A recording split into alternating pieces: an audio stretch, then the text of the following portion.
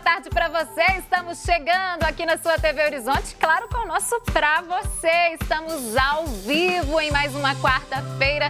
Que alegria, viu? É muito bom estar com vocês em uma nova oportunidade. E oportunidade é essa para conhecermos ainda mais a história da nossa gente, a nossa gente mineira.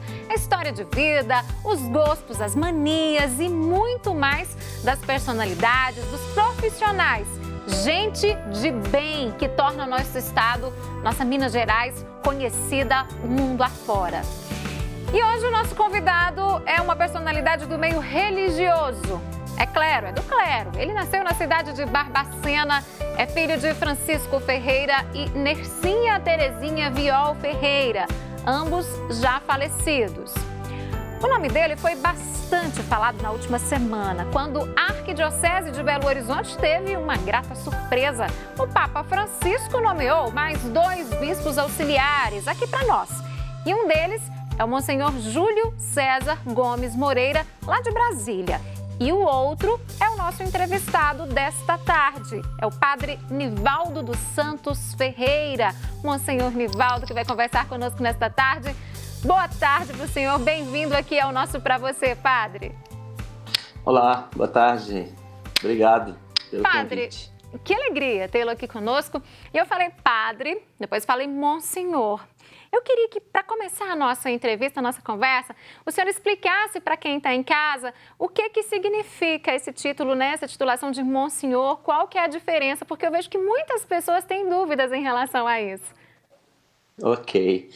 É apenas um título mesmo. O que vale é o meu grau que eu tenho de ministério, que é o de ser padre. Porque, na verdade, este é o meu ser, né, de vida, de ministério e de serviço.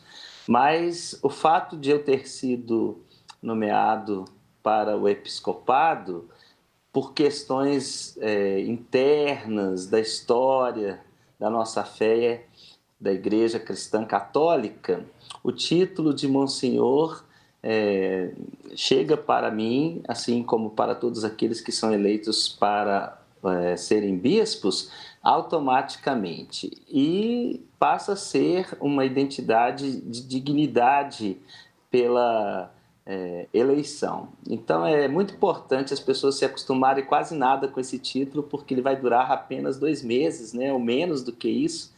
Ele dura apenas do dia da nomeação até o dia da ordenação episcopal. É um título transitório, então, né? Ele é muito transitório no caso de quem é nomeado para o episcopado. Agora, é possível que um padre seja nomeado monsenhor por questões de reconhecimento. E existem vários padres que são, entre nós, aqui em Belo Horizonte, inclusive, dignificados com esse título. E por que esse título chega? Porque ele carrega na sua etimologia, vamos dizer assim, o reconhecimento pelo serviço, pela importância do ministério. E aí é concedido esse título para um padre que tem, vamos dizer assim, os merecimentos, né? Ou até por questões de ofício. Também, tá certo. Acho que deu para esclarecer melhor, né? Tudo que o Tomara. senhor agora nos explicou. Bom, daqui a pouquinho eu quero falar mais sobre essa nomeação, sobre as expectativas, né? Desses desafios novos pela frente. Mas agora eu quero saber um pouco mais do senhor, lá de Barbacena, né? Eu queria que o senhor trouxesse aí as memórias desse período na infância, lá em Barbacena com a família. O que é que mais chama a atenção nas suas memórias desta época, padre? Bom, a minha infância, do período do meu nascimento até a idade de 11 anos, eu a vivi exatamente lá em Barbacena, para ser mais preciso, num lugar que é de zona rural e que se chama Faria, e lá é distrito do município de Barbacena. Fica a 11 quilômetros do centro da cidade. Que delícia, é um deve ser um lugarejo maravilhoso. Gostoso demais, né? Com contato com a natureza. Que legal, que delícia. O senhor ainda vai lá de vez em quando?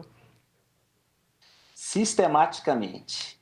É claro que esse ano de pandemia me impôs, vamos dizer assim, um certo distanciamento de lá, até para proteger a minha família, mas eu respiro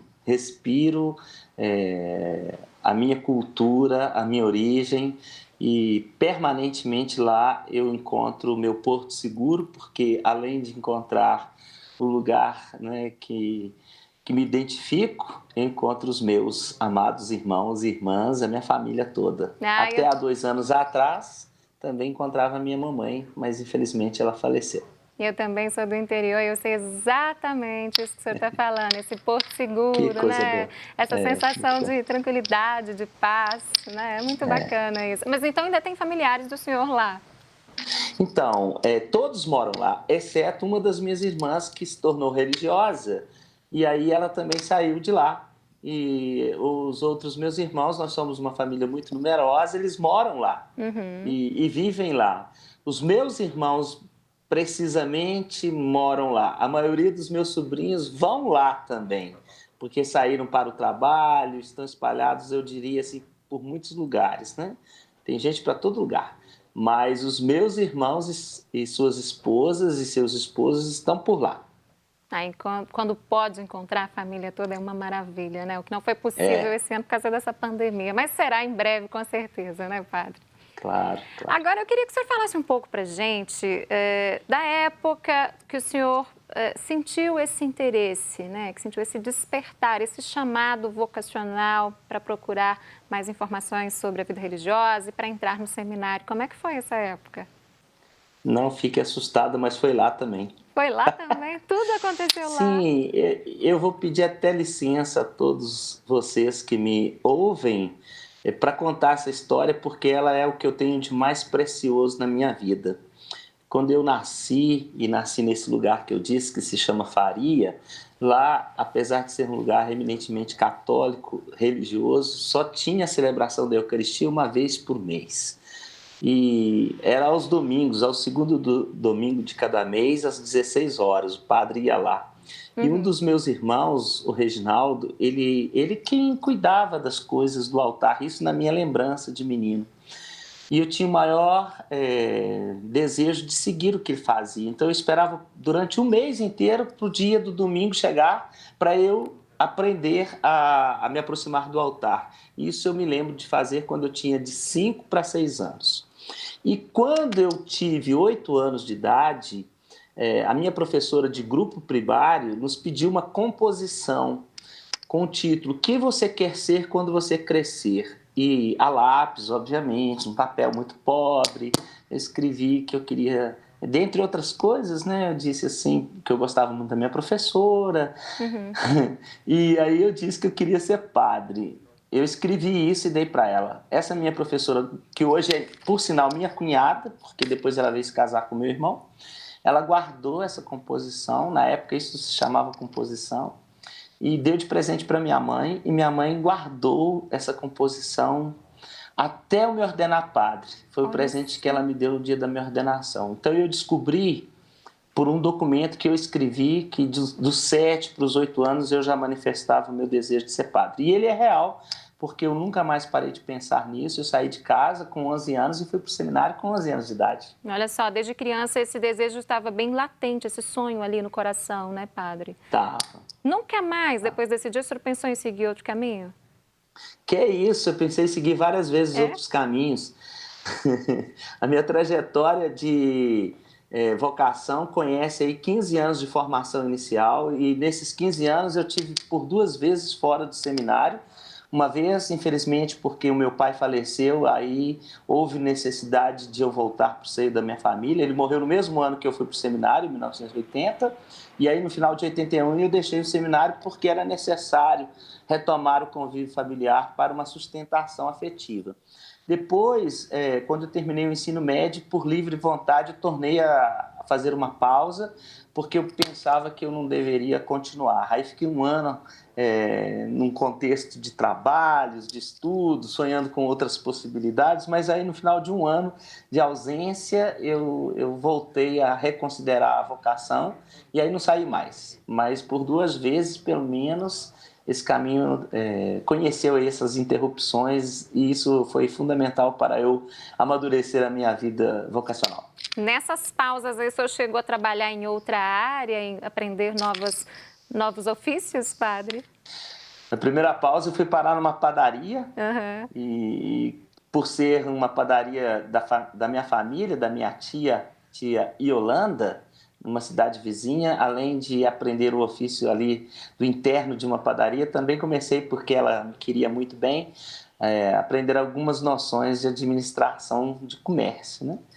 E depois, na segunda pausa, eu a fiz lá em Juiz de Fora, eu estava lá, e aí eu fui funcionário, primeiro de uma escola, como digitador de textos, e depois desse emprego, que eu devo ter ficado nele uns 2 meses, eu me tornei um escriturário de uma empresa de produtos alimentícios da Kibon. E aí eu tomei tanto sorvete naquele emprego que o primeiro salário quase que não deu para pagar o tanto de sorvete que eu tomei. Foi tudo em sorvete, né? Quase. Ah, que legal, gente. Mas aprendi a trabalhar. Muita história boa. Olha só, e o senhor, padre, continua conosco. A gente vai fazer um pequeno intervalo, bem rapidinho mesmo, e ele vai continuar contando essas histórias boas, né, gente? Daqui a pouquinho, logo após o intervalo, vamos saber mais, então, sobre quem é, de fato, o Monsenhor Nivaldo dos Santos Ferreira. É bem rapidinho e eu volto já.